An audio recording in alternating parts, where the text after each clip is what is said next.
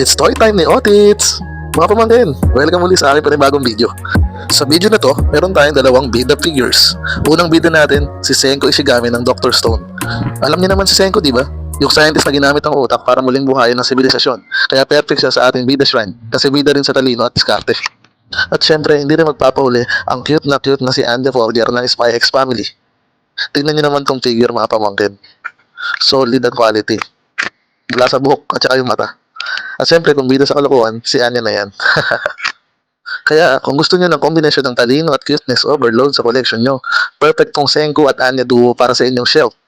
Mga pamangkin, kung enjoy nyo tong video, huwag kalimutang i-like, i-follow at i-share. Tuloy-tuloy lang tayo sa paghahanap ng mga Moraita at legit na bida figures. Ako si Otits at ito ang Toy Time ni Otits. Hanggang sa susunod na Toy Haul. Bye-bye!